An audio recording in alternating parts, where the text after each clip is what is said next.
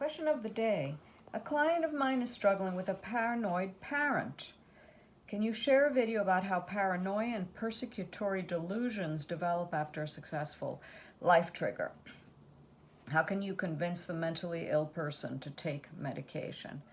You cannot convince a mentally ill person who's in a paranoid state that they need medication, because the whole point of paranoia is not to know that you're feeling anger or frustration or sadness or anything, but to experience it outside yourself. As long as it's outside of you, you can feel okay. And you can bend and twist any narrative to make it appear that these energies are happening outside yourself. And in severe cases, you really feel persecuted and like you're in danger.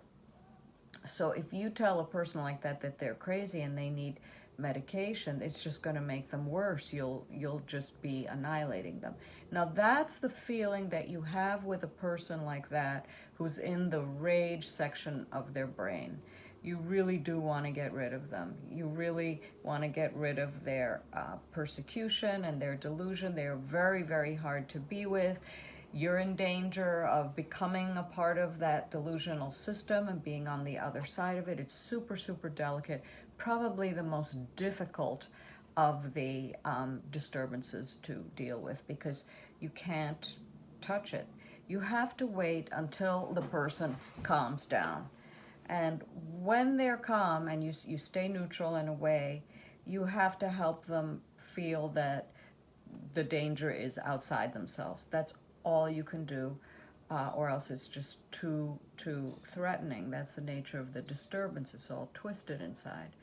So if you take it on your own ego and say, I don't know why that happened, that you were in such danger and that's a terrible thing, you can have a relationship with the person, because you have to be part of that system. You can't be part of another system to have a relationship with that person. They're too unable to know their own rage and frustration.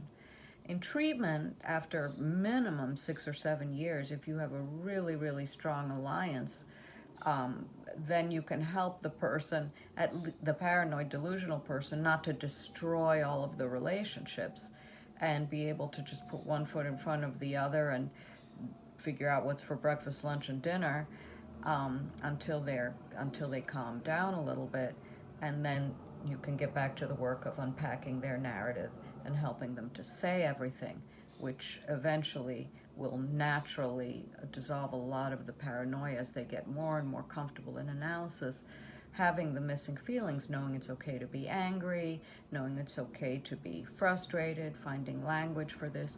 When the boundaries are right, then that twisted way of being confused about boundaries and who's got the negative energies and all that, that'll all straighten out naturally.